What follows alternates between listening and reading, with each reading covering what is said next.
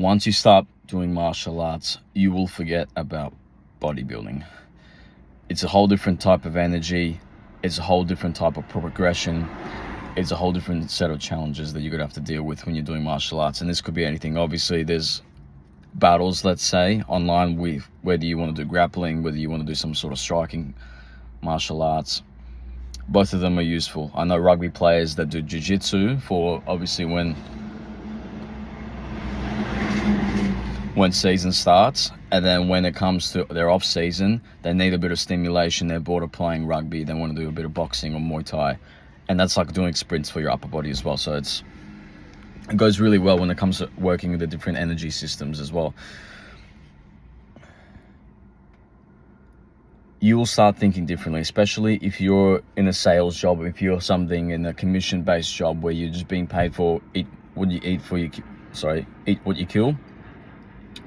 You ought to turn into an absolute weapon when you do martial arts. And then if you obviously believe in everything's meant to be, you believe you have some sort of divine thinking. Personally, I think I believe in the Christian faith, so I follow the Christian faith. And if you combine those things, you're going to turn into the ultimate weapon.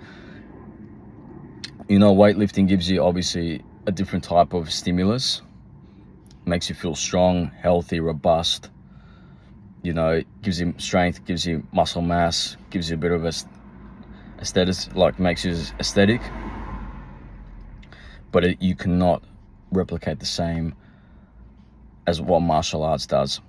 It speeds up your mind. Your reaction time gets quicker. You get more power in your joints. I've actually had some serious shoulder injuries, and through Muay Thai, I've actually probably balanced my shoulders out even more because I'm just moving quickly and differently. I'm using different muscle fibers and different soft tissues. A little bit of impact's helping my shoulders.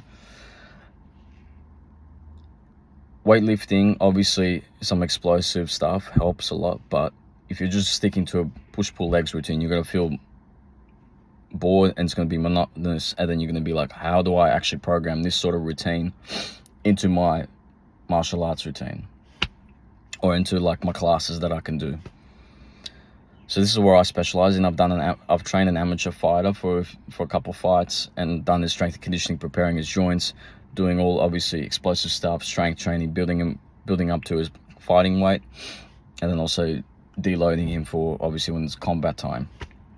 So for those guys that obviously you don't have to be an amateur or a pro fighter. If you're one of those blokes that wants some sort of structure so you can obviously either have fun learning a new skill or having fun with his mates or just being healthy in the weapon, I'll have a link below and just feel free to apply it to my coaching. So it's going to be Calendly link in the description and I'll sort you out. But that's why essentially I prefer martial arts over bodybuilding or some sort of like weightlifting that's very monotonous.